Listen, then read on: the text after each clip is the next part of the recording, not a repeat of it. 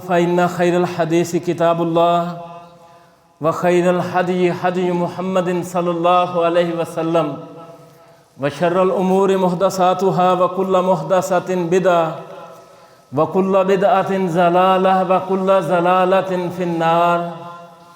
أعوذ بالله من الشيطان الرجيم من حمزه ونفخه ونفثه. يا أيها الذين آمنوا اتقوا الله حق تقاته ولا تموتن إلا وأنتم مسلمون.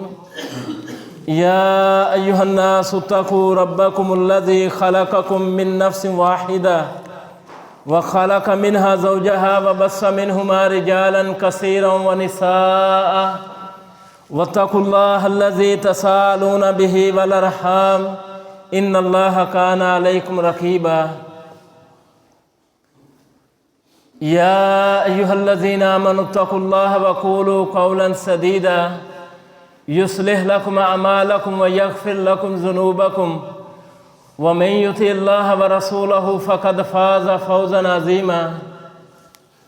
حمد و ثنا اللہ رب العزت کے لیے ہے اور درود و سلام ہو محمد رسول اللہ صلی اللہ علیہ وسلم پر. محترم بھائیوں، سورہ اعلیٰ کے آخر میں ہے کہ اللہ نے فرمایا قد افلح من تزکا، یقیناً کامیاب ہو چکا ہے وہ بندہ جس نے اپنا تزکیہ نفس کر لیا. وذکر اسم ربہ فصلی، اور اپنے رب کے نام کو یاد کیا. فصلی، پھر نماز پڑھی. فرمایا بل تؤثرون الحیات الدنیا، بلکہ تم دنیا کی زندگی کو ترجیح دیتے ہو. والآخرۃ خیر وابقی، اور آخرت جو ہے وہ ہمیشہ باقی رہنے والی ہے اور بہتر ہے. ان ھذا لفی الصحف الاولی صحف ابراہیم و موسیٰ، یہ بات کہ آخرت ہمیشہ سے بہتر ہے اور باقی رہنے والی ہے پہلی صحیفوں میں بھی ہے، ابراہیم علیہ السلام کے صحیفے اور موسیٰ علیہ السلام کے صحیفے میں بھی. یہ سورہ اعلیٰ وہ سورہ ہے جس کی نبی صلی اللہ علیہ وسلم جمعے کی آخری 2 رکعتوں میں سے پہلی رکعت میں سورہ اعلیٰ پڑھتے تھے اور دوسری رکعت میں سورہ غاشیہ کی تلاوت کیا کرتے تھے. تو اللہ نے فرمایا کہ قد افلح من تزکا، وہ بندہ کامیاب ہو گیا جس نے اپنا تزکیہ نفس کر لیا، اپنے نفس کو پاک کر لیا. میرے بھائیوں، جب ہم قرآن و حدیث پر غور کرتے ہیں تو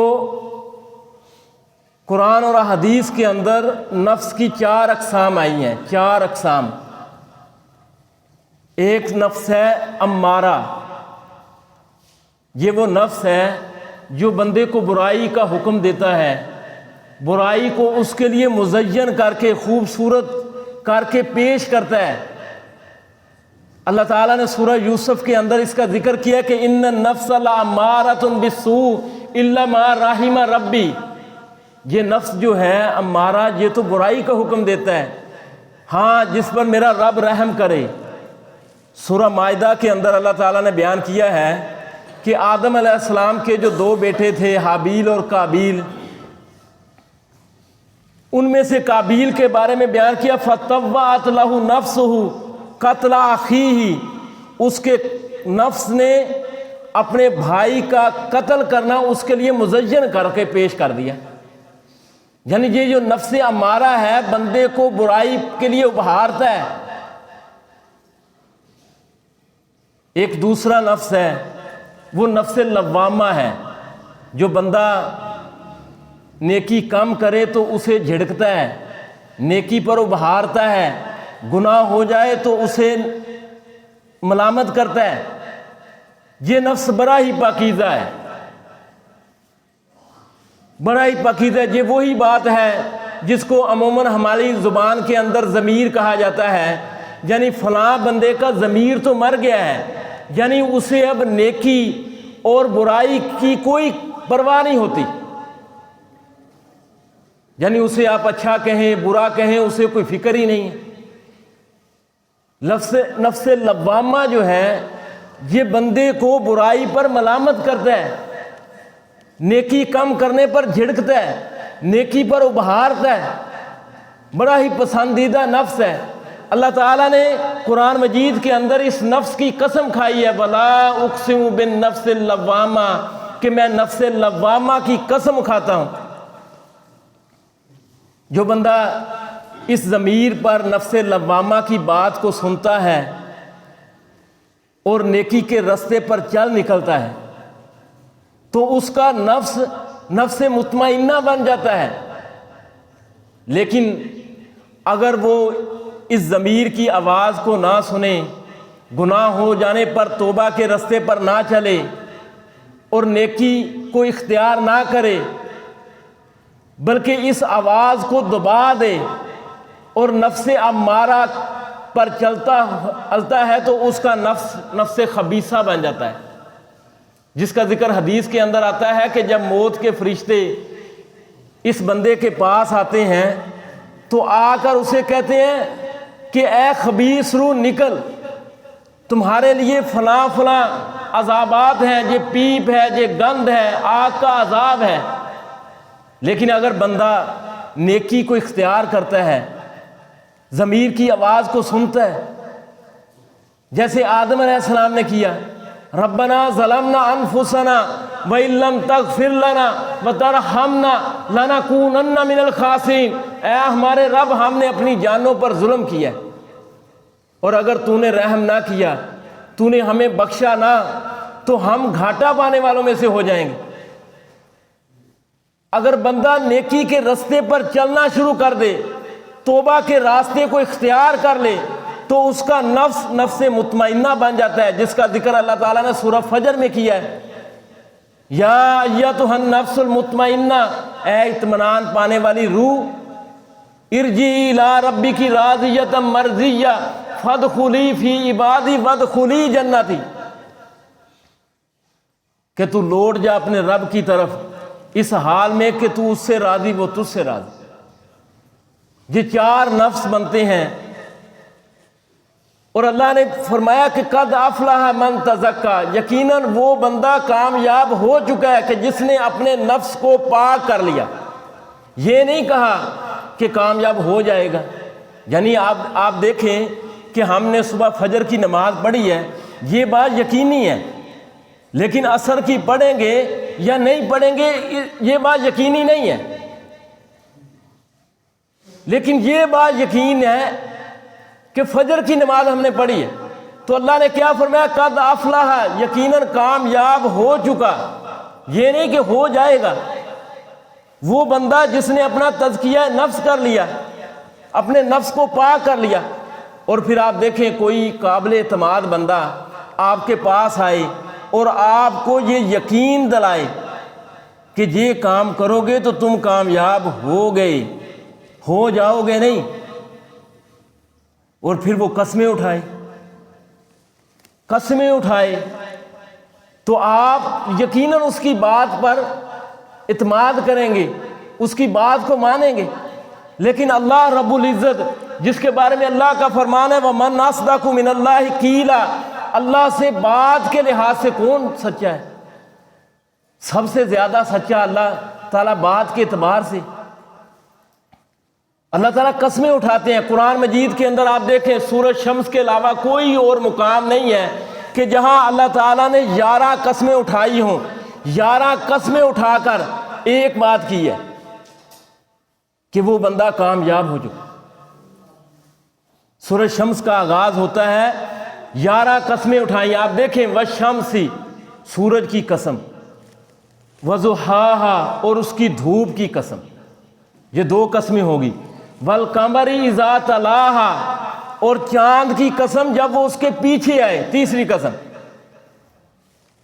والنہار اذا جلاہا، اور چوتھی قسم دن کی قسم جب وہ اس سورج کو ظاہر کر دے، اس کو جلوہ دے، بخش دے، پانچویں قسم واللیل اذا یغشاہا، اور رات کی قسم جب وہ سورج کو ڈھانپ لے، والسماء، اور آسمان کی قسم چھٹی جے، وما بناہا، اور ساتویں اس ذات کی جس نے اس آسمان کو بنایا ہے، والارض، آٹھویں قسم زمین کی، اور زمین کی قسم وما طحاہا، اور اس ذات کی جس نے زمین کو بچھایا ہے۔ یہ 9 قسمیں ہوگی۔ ونفس، اور 10ویں اس نفس کی قسم، اور 11ویں وما سواہا، اور اس ذات کی جس نے اس کو ٹھیک اور درست طریقے سے بنایا۔ فالہمہا فجورہا وتقواہا، اس ذات نے اس نفس کو اس کا فجور اور اس کا تقوی دونوں الہام کر دیے ہیں۔ قد افلح من زکاہا، یقیناً کامیاب ہو چکا وہ بندہ جس نے اپنا تزکیہ کر لیا۔ یہ 11 قسمیں اٹھا کر اللہ تعالیٰ نے فرمایا یقیناً کامیاب ہو چکا وہ بندہ جس نے اپنا تزکیہ کر لیا۔ وقد خاب من دساہا، اور وہ بندہ جس نے اپنے اس نفس کو ضمیر کی جو آواز ہے اس کو دبا کر اپنے نفس کو خبیث رستے پر ڈال دیا۔ کامیاب کون ہوا؟ جس نے ضمیر کی آواز کو سنی، ضمیر نے اسے کہا تجھ سے غلطی ہو گئی ہے، توبہ کے رستے کو اختیار کر لے، اس نے توبہ کر لی۔ ضمیر نے کہا کہ نیکی کر، نیکی کم کرنے پر یہ نفس لوامہ اسے جھڑکتا ہے، اس کی آواز کو سن کر اس نے اپنے نفس کو مطمئنہ کر لیا۔ تو اللہ نے فرمایا یا ایتھا النفس المطمئنہ ارجعی الی ربک راضیۃ مرضیہ فادخلی فی عبادی وادخلی جنتی۔ اے نفس مطمئنہ، فرشتے آتے ہیں اس کے پاس، لوٹ جا اپنے رب کی طرف اس حال میں کہ تو اس سے راضی، وہ تجھ سے راضی۔ آپ دیکھیں سورج شمس کے اندر اللہ تعالیٰ نے سورج، چاند، دن، رات، دھوپ اور چاند کی روشنی اور آسمان و زمین کے اندر جو کچھ ہے یہ بیان کیا کہ اے انسان یہ میں نے تیرے لیے پیدا کیا ہے اور تجھے اپنی عبادت کے لیے پیدا کیا ہے۔ وما خلقت الجن والانس الا لیعبدون۔ اب تو اپنے آپ کو اس عبادت کے لیے سنوار لے۔ ومن یطع اللہ ورسولہ فقد فاز فوزا عظیما۔ آپ دیکھیں عید کے دن اگر کوئی بچہ آپ سے کہے کہ میرے پاس اتنے پیسے ہیں، بہت بڑی رقم ہے، تو آپ دیکھیں گے کہ اس کا باپ کیا ہے، ڈاکٹر ہے، انجینئر ہے یا پروفیسر ہے یا اس کی کوئی مل ہے، اس بچے کو دینے والے کو دیکھیں گے نا۔ تو اللہ کیا فرما رہا ہے، من یطع اللہ ورسولہ فقد فاز فوزا عظیما، کہ جس بندے نے اللہ اور اس کے رسول کی اطاعت کی اس نے بڑی کامیابی حاصل کر لی۔ یہ دینے والا کون ہے؟ اس نے بڑی کامیابی حاصل کر لی۔ یہ آپ دیکھیں کہ یہ نفس کو پاک کرنا یہ بڑی کامیابی ہے، اور یہ جو ہمارا نفس ہے یہ ہمارے پاس اللہ تعالیٰ کی امانت ہے۔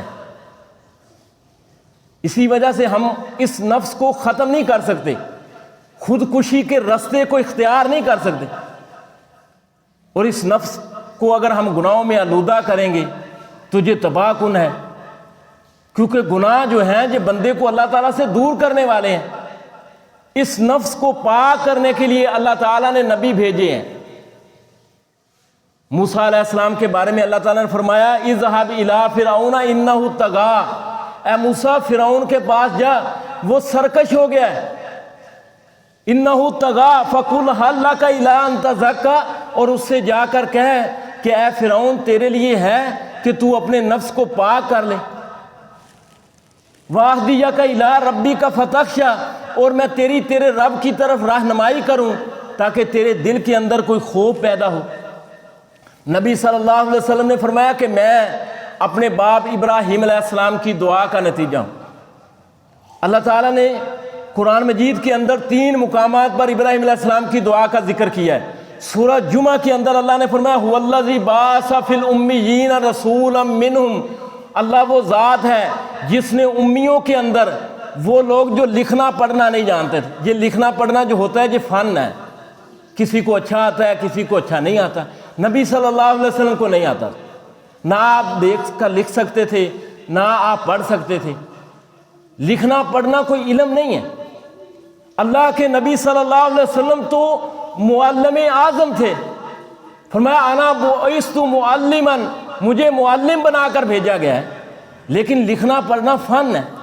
اسی وجہ سے بدر کے جو قیدی تھے مشرکین، ان کی رہائی کے لیے یہی کہا گیا کہ یہ فن تم ہمیں ہمارے بچوں کو دے دو گے تو ہم تمہیں آزادی دے دیں گے۔ لکھنا پڑھنا کوئی علم نہیں ہے، لیکن یہ فن اللہ کے نبی صلی اللہ علیہ وسلم کو پاس نہیں تھا، اور یہ آپ کی عظمت ہے کہ جس نبی کے پاس، جس بندے کے پاس یہ فن نہیں ہے، اس نے ایسا کلام پیش کیا ہے جس کا آج تک روئے زمین والے مقابلہ نہیں کر سکتے۔ اللہ نے فرمایا هو الذی بعث فی الامیین رسولا منہ، اللہ وہ ذات ہے جس نے امیوں کے اندر ایک رسول بھیجا۔ وہ کیا کرتا ہے؟ یتلو علیہم آیاتہ، وہ ان پر ان قرآن کی آیتیں کی تلاوت کرتا ہے، ویزکیہم، اور ان کا تزکیہ کرتا ہے، ویعلمہم الکتاب والحکمہ، اور انہیں کتاب و حکمت کی تعلیم دیتا ہے، وَإِن كَانُوا مِن قَبْلُ لَفِي ضَلَالٍ مُبِينٍ، حالانکہ وہ اس سے پہلے کھلی گمراہی میں تھے۔ اللہ تعالیٰ نے نبیوں کو انسانوں کے پاس بھیجا ہے یہ نفس کا تزکیہ کرنے کے لیے، اور پھر آپ دیکھیں یہ کوئی معمولی بات نہیں ہے، لیکن اس نفس کو پاک کرنے کے کچھ قاعدے ہیں جو نبیوں نے ہمیں دی ہیں۔ ورنہ آپ دیکھ لیں عیسائیوں کے بارے میں قرآن ہی کہتا ہے کہ رہبانیتاً ابتدعوها ما فرضناها علیک، کہ رہبانیت، دنیا کو چھوڑ کر جنگل کا راستہ اختیار کرنا اور وہاں کوئی کٹیا بنا کر اس کے اندر بیٹھ کر اللہ اللہ کرنا، یہ نبیوں نے تعلیم نہیں دی۔ اللہ کے نبی کا فرمان ہے کہ النکاح من سنتی، نکاح میری سنت ہے، فمن راغب عن سنتی فلیس منی، جس نے میری اس سنت سے منہ پھیرا اس کا مجھ سے کوئی تعلق نہیں۔ دنیا میں رہ کر نبی کے راستے پر چلنا یہ کامیابی ہے۔ یہ قواعد جو ہیں یہ نبیوں نے دیے ہیں، ورنہ آپ یورپ کو دیکھ لیں، ایک وقت تھا کہ لوگ اس نفس کو پاک کرنے کے چکر میں چلے تو لوگوں نے نہانا چھوڑ دیا۔ جو جتنا زیادہ گندا رہتا تھا اس کو لوگ اتنا ہی زیادہ اللہ کے قریب سمجھتے تھے۔ آج بھی ہمارے ہاں ہے، نماز نہیں پڑھنی، روزہ نہیں رکھنا، قرآن جی کی تلاوت نہیں کرنی، بس گندے کپڑے پہن کر موٹا سا بستر اٹھا کر وہ لوگ اسے ملنگ کہتے ہیں۔ لیکن اس نفس کو تزکیہ پاک کرنا یہ انبیاء نے کچھ قاعدے بیان کیے۔ صحیح بخاری اور صحیح مسلم کے اندر ایک روایت ہے کہ نبی صلی اللہ علیہ وسلم کے صحابی عمر بن عاص رضی اللہ تعالیٰ عنہ یہ نبی صلی اللہ علیہ وسلم کے پاس شکایت لے کر آئے۔ شکایت کس کی؟ اپنے بیٹے کی لے کر آئے۔ آ کر کہنے لگے اللہ کے نبی صلی اللہ علیہ وسلم، میرا بیٹا عبداللہ، میں نے اس کی عرب کے اشراف میں شادی کی ہے، اونچے گھرانے میں۔ آج 15 دن ہو گئے ہیں شادی کو، میں اپنی بہو کے پاس جاتا ہوں اور اپنی بہو سے یہ پوچھتا ہوں کہ عبداللہ کا تمہارے ساتھ کیسا رویہ ہے، تو میری بہو مجھ سے کہتی ہے کہ تیرا جو بیٹا ہے بڑا نیک ہے، لیکن آج تک میرے بستر پر سویا نہیں ہے۔ 15 دن ہو گئے۔ نبی صلی اللہ علیہ وسلم نے عبداللہ کو بلایا، آپ نے فرمایا عبداللہ مجھے یہ تیرے بارے میں بات پہنچی ہے کہ تو دن کو روزے رکھتا ہے، رات کو اللہ کے آگے کھڑا ہو کر قیام کرتا ہے ساری رات۔ عبداللہ نے کہا ہاں اے اللہ کے نبی صلی اللہ علیہ وسلم ایسا ہی ہے۔ آپ نے فرمایا ایسا نہ کر، اِنَّ لِرَبِّكَ عَلَيْكَ حَقًّا، تیرے رب کا بھی تجھ پر حق ہے، تیری بیوی کا بھی تجھ پر حق ہے، تیرے نفس کا بھی تجھ پر حق ہے، ہر حق والے کو اس کا حق دے۔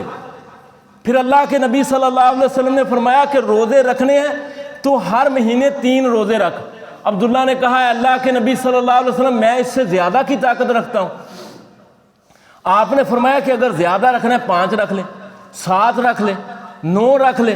اس نے کہا اللہ کے نبی صلی اللہ علیہ وسلم میں اس سے بھی زیادہ کی طاقت رکھتا ہوں۔ آپ نے فرمایا کہ اگر روزہ رکھنا ہے تو میرے بھائی داؤد علیہ السلام جیسا روزہ رکھ۔ داؤد علیہ السلام ایک دن روزہ رکھتے تھے، ایک دن روزہ چھوڑتے تھے۔ نبی صلی اللہ علیہ وسلم نے فرمایا کہ وہ اللہ کی بارگاہ میں قیام بھی کرتے تھے، لیکن جب میدان جنگ میں اللہ کے دشمنوں کے ساتھ میدان جہاد میں ان کا واسطہ پڑتا تھا تو میدان جنگ کو چھوڑ کر بھاگتے نہیں تھے۔ اب یہ حدیث جو صحیح بخاری کے اندر ہے، صحیح مسلم کے اندر بھی ہے، یہ ہمیں غور و فکر اور سوچنے پر آمادہ کرتی ہے۔ کیوں کہ آپ دیکھیں کتنی پیاری بات ہے کہ ساری رات قیام کرتا ہے، روزانہ روزے رکھتا ہے، لیکن یہ حدیث ہمیں بیان کر رہی ہے کہ نفس کو پاک کرنے کے لیے اس کا تعلق ہماری ذاتی پسند ناپسند سے نہیں ہے۔ نفس کو پاک کرنے کا وہ قاعدہ اور وہ طریقہ جو اللہ کے نبی صلی اللہ علیہ وسلم سے ثابت ہوگا وہی قابل قبول ہوگا، ورنہ قبول نہیں ہے۔ دوسرا قاعدہ کیا ہے کہ ہمارے دین کے اندر اعتدال ہے۔ اللہ کے نبی نے فرمایا کہ تیرے رب کا بھی تجھ پر حق ہے، تیری بیوی کا بھی تجھ پر حق ہے، تیرے نفس کا بھی تجھ پر حق ہے، ہر حق والے کو اس کا حق دے۔ ورنہ لوگوں نے دیکھا رہبانیت اختیار کر لی، جنگلوں کا رستہ اختیار کر لیا، اس وجہ سے کہ اللہ تعالیٰ اس سے راضی ہوتا ہے۔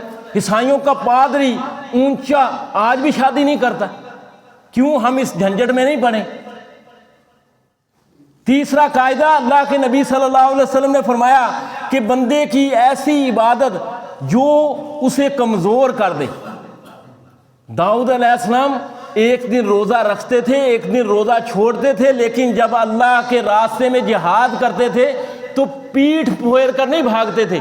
بندے کی ایسی عبادت جو اسے کمزور کر دے وہ شریعت کے اندر جائز نہیں ہے۔ روزہ رکھنے کا مقصد کیا ہے؟ یا ایھا الذین آمنوا کتب علیکم الصیام کما کتب علی الذین من قبلکم لعلکم تتقون، تاکہ تم متقی بن جاؤ۔ روزے کا مقصد بندے مارنا نہیں ہے۔ اسی وجہ سے اگر ایک بندے کو یہ خوف ہو کہ میں بیمار ہوں، میں روزہ رکھوں گا میری جان چلے جائے گی، تو یہ عبادت قابل قبول نہیں ہے۔ تو تزکیہ نفس کے کچھ قاعدے ہیں، اللہ کے نبی صلی اللہ علیہ وسلم نے ہمیں بیان کیے ہیں۔ پہلا قاعدہ تزکیہ نفس کا کیا ہے؟ توحید ہے۔ توحید کے بغیر تزکیہ نفس کا تصور ہی نہیں ہے۔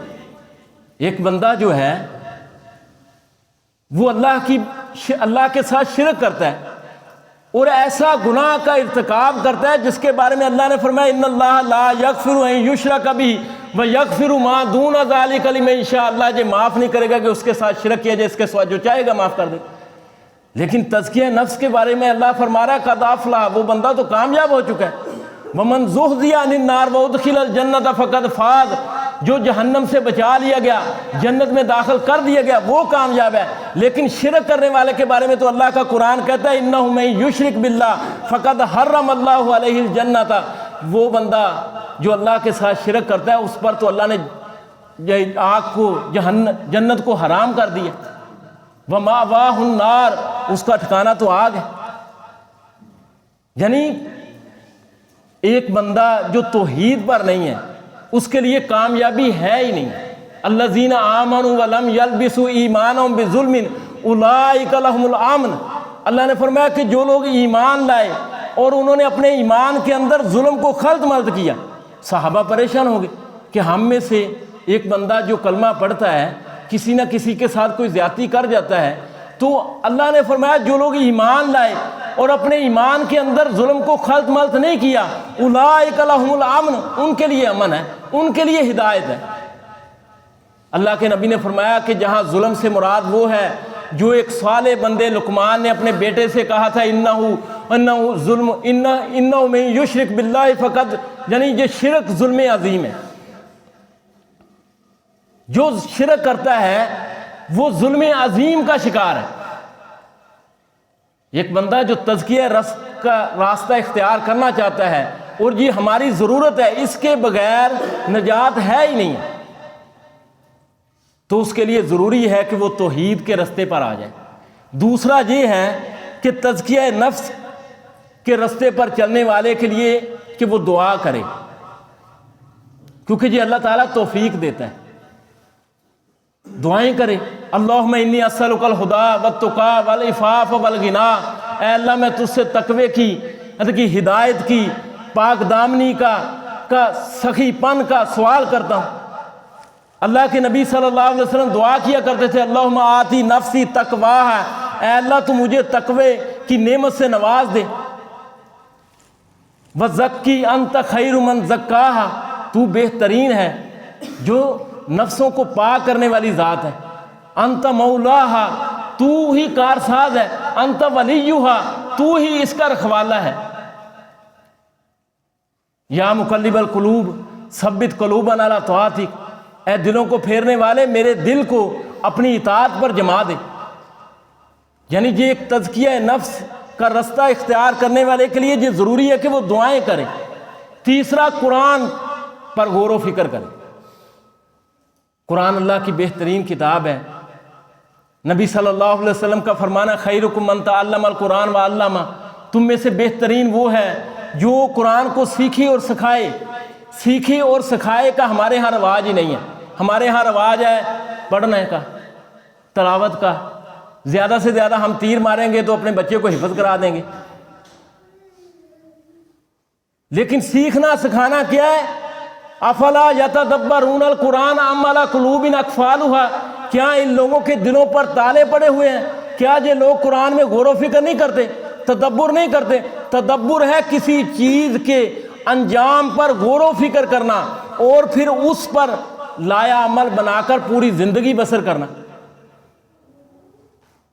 اللہ نے فرمایا کہ لقد انزلنا الیکم کتابا فیہ ذکرکم، ہم نے تمہارے اندر ایک کتاب نازل کی ہے جس میں تمہارا ذکر ہے۔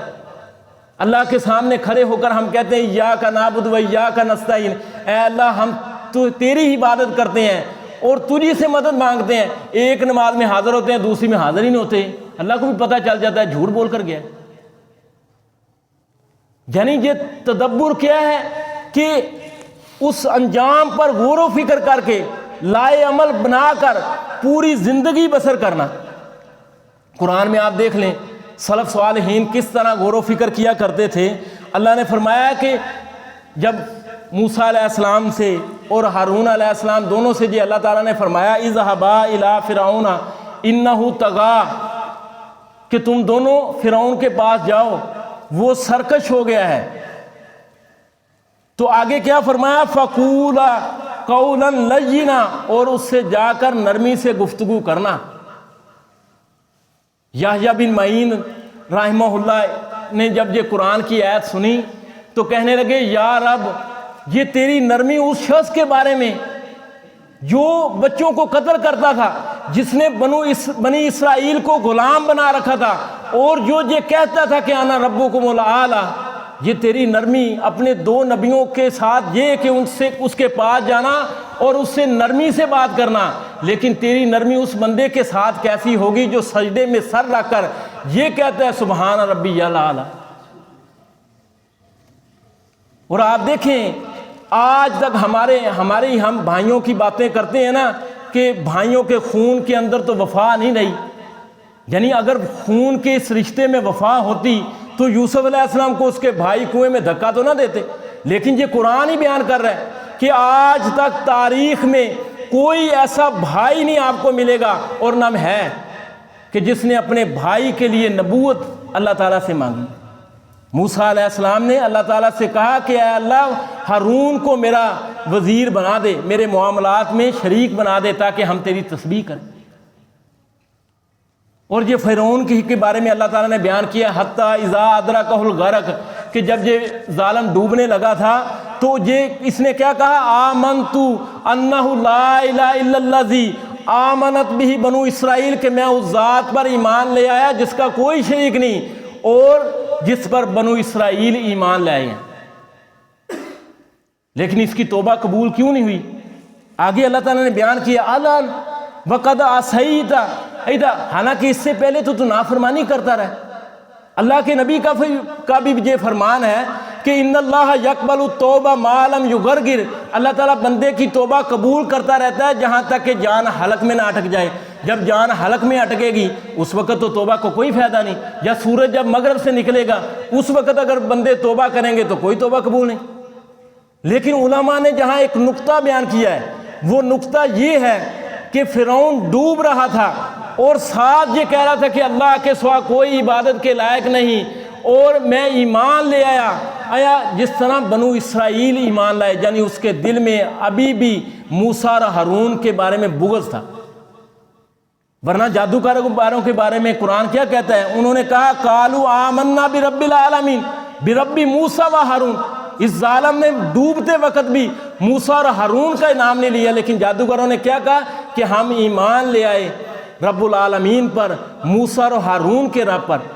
اگر ایک بندہ جو تزکیہ نفس کے رستے پر چلا ہے، اس کے دل کے اندر نبی کی تعلیم کے بارے میں بغض ہوگا تو یاد رکھو اس کا کوئی عمل قبول نہیں ہوگا، چاہے وہ عمل کر رہا ہے، داڑھی رکھی ہوئی ہے لیکن دل کے اندر داڑھی میں بارے میں بغض اختیار کرتا ہے، اپنے دل کی بھڑاس نکالتا ہے۔ ایک عورت جو پردہ کرتی ہے، پردہ کرنے کے باوجود پردے کو ناپسند کرتی ہے، چادر شلوار ٹخنوں سے اوپر رکھنا یہ اللہ کے نبی صلی اللہ علیہ وسلم کی سنت ہے، کبیرہ گناہ ہے، لیکن ایک بندہ اگر اس کا مذاق اڑاتا ہے تو یاد رکھو یہ نبی کی تعلیم سے بغض اختیار کرنا ہے اور اس کا کوئی عمل قابل قبول نہیں، کیونکہ اللہ تعالیٰ نے ہمارے لیے تزکیہ نفس کے لیے ایک نمونہ چھوڑا ہے، وہ کیا ہے؟ اللہ کا نبی صلی اللہ علیہ وسلم۔ اس لیے تزکیہ نفس کے لیے کچھ اور باتیں ہیں، وہ ہے کچھ دروازے بند کرنا ضروری ہے، کچھ کھڑکیاں بند کرنا ضروری ہے۔ یہ کان ہیں، ان سے گانے سننا، یہ آنکھیں ہیں، ان سے برائی کو دیکھنا، اس کو بند کرنا ضروری ہے۔ اللہ نے فرمایا کل للمؤمنین یغضوا من ابصارہم، کہ اپنی آنکھوں کو بند رکھیں، ویحفظوا فروجہم، اور اپنی شرمگاہوں کی حفاظت کریں۔ پہلے اللہ تعالیٰ نے آنکھوں کا ذکر کیا، آنکھوں سے بھی پہلے بات چیت ہوتی ہے۔ قرآن کیا کہتے ہیں؟ موسیٰ علیہ السلام سے اللہ تعالیٰ نے ہم کلام ہوئے ہیں، کلیم اللہ تھے، لیکن موسیٰ علیہ السلام نے ہی یہی مطالبہ کیا تھا، یا اللہ میں تجھے دیکھنا چاہتا ہوں۔ جو بندہ کسی نامحرم سے فون پر باتیں کرتا ہے تو اس کا لازمی نتیجہ نکلے گا کہ کل وہ اسے کہے گا کہ میں تجھ سے ملنا چاہتا ہوں، تجھے دیکھنا چاہتا ہوں۔ اللہ نے یہی فرمایا وَلَا تَقْرَبُوا الزِّنَا إِنَّهُ كَانَ فَاحِشًا، زنا کے قریب نہ جاؤ۔ یہ زنا کے قریب جانے والی جو کھڑکیاں دروازے ہیں ان کو بند کر لو۔ منہ ہے، ان سے غیبت کرنا، چغلی کرنا، جھوٹ بولنا، جہاں اس کو بند کرنا ضروری ہے وہاں اس سے حرام کھانے کے لیے بھی بند کر۔ اس کے علاوہ یعنی کہ موت کو کثرت سے بندہ یاد کرے، اور اپنی جو مجلس ہے جن کے ساتھ اس کو اٹھنا بیٹھنا ہے وہ ایسے لوگ ہوں جو نیک ہوں، کیونکہ بندہ جو ہے، انسان جو ہے یہ تاثر قبول کرتا ہے۔ آپ کسی کے پاس سے گزر رہے ہیں، وہ اگر ہنس رہا ہے تو آپ کے چہرے پر بھی مسکراہٹ آ جائے گی، لیکن اگر وہ بیٹھے رو رہے ہیں تو آپ کے چہرے پر بھی روحانسا ہو جائے گا۔ بندہ تاثر قبول کرتا ہے۔ اللہ کے نبی نے فرمایا کہ اپنے دوست کو دیکھو وہ کیسا ہے، اگر دوست متقی ہے، پرہیزگار ہے تو کل قیامت کے دن یہ دوستی فائدہ دے گی، ورنہ بندہ کہے گا کہ کاش میں نے فلاں کو دوست نہ بنایا ہوتا۔ اللہ تعالیٰ سے دعا ہے وہ بات کو سمجھنے عمل کرنے کی توفیق عطا فرمائے۔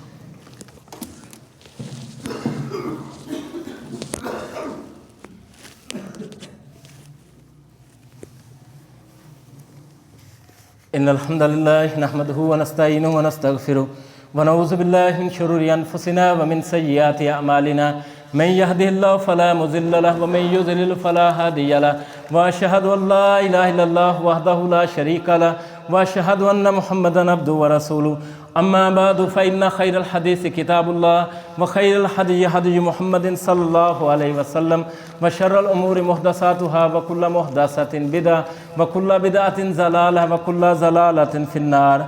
یہ ایک اعلان ہے کہ یہی مسجد اس کی تعمیر اوپر جاری ہے، یعنی کہ کچھ اینٹیں، بجری اور سیمٹ چاہیے۔ اللہ کے نبی صلی اللہ علیہ وسلم کا بھی فرمان ہے کہ من بنا مسجدا بنا اللہ لہ بیتا فی الجنہ، جس بندے نے اللہ کے گھر کی تعمیر میں حصہ ڈالا، کیونکہ دوسری حدیث میں ہے کہ جس نے ایک پرندے کے گھونسلے کے برابر بھی مسجد تعمیر کی، بنا اللہ لہ بیتا فی الجنہ، اللہ تعالیٰ اس کا گھر جنت میں تعمیر کرتا ہے۔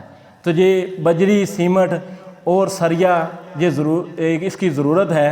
تو یہ بھائی عبد المنعم بیٹھے ہوئے ہیں، نماز کے بعد تمام ساتھی ان سے ملیں اور اس سلسلے میں ان کے ساتھ تعاون کریں۔ اللہ کا بھی فرمان ہے تعاونوا علی البر والتقوی ولا تعاونوا علی الاثم والعدوان، نیکی اور تقوی کے کاموں میں ایک دوسرے کے ساتھ تعاون کرو، اور گناہ اور زیادتی کے کاموں میں ایک دوسرے کے ساتھ تعاون سے ہاتھ کھینچ لو، یعنی اس سے باز آ جاؤ۔ سبحان ربک رب العزت عما یصفون وسلام علی المرسلین والحمد للہ رب العالمین۔